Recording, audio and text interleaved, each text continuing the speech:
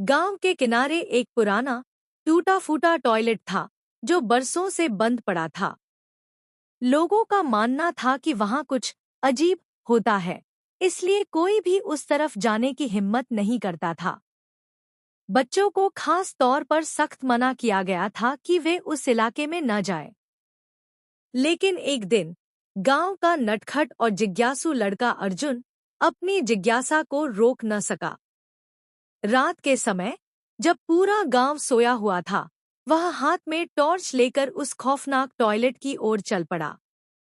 जैसे ही अर्जुन पास पहुंचा, उसे अंदर से कुछ आवाजें आने लगीं, जैसे कोई कुछ उबाल रहा हो या बर्तन में हड्डियां टकरा रही हों। दिल की धड़कन तेज हो गई, लेकिन वह रुक नहीं पाया। हल्के से दरवाजा धकेला और जो देखा उसकी रूह कांप गई। टॉयलेट के अंदर एक भयानक चुड़ैल बैठी थी। लंबे बिखरे बाल, सड़ी हुई चमड़ी, लाल आंखें और शरीर से उठती बदबू। वो एक बड़े से लोहे के हांडी में कुछ पका रही थी। अर्जुन ने देखा कि उस हांडी में इंसानी हड्डियां और खून था। चुड़ैल एक मोटी हड्डी से खाना चला रही थी और कुछ बड़बड़ा रही थी। अब आएगा असली स्वाद। इंसान का। अर्जुन ने घबराकर पीछे हटना चाहा, लेकिन उसके कदम जैसे जमीन से चिपक गए। तभी चुड़ैल ने अचानक उसकी ओर देखा और उसकी आंखें और भी ज्यादा लाल हो गईं। वो गुर्राई, तू देख चुका है, अब तेरा स्वाद भी चखना होगा। चुड़ैल हवा में उड़ते हुए अर्जुन की ओर झपटी, लेकिन अर्जुन ने हिम्मत जुटाई और जेब से अपनी मां द्वारा दिया गया ताबीज निकाला।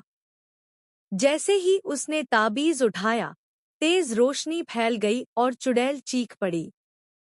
पूरा टॉयलेट आग की लपटों में घिर गया।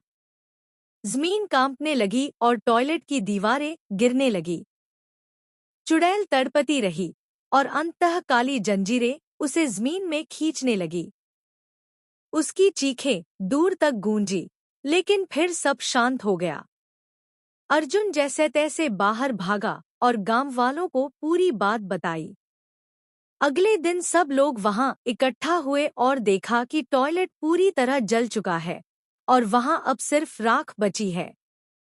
गांव के बुजुर्गों ने बताया कि वो चुड़ैल 100 साल पहले गांव की एक औरत थी, जिसे जादू टोने के कारण बाहर निकाल दिया गया था और उसने बदला लेने के लिए आत्मा बनकर वापस लौटने की कसम खाई थी।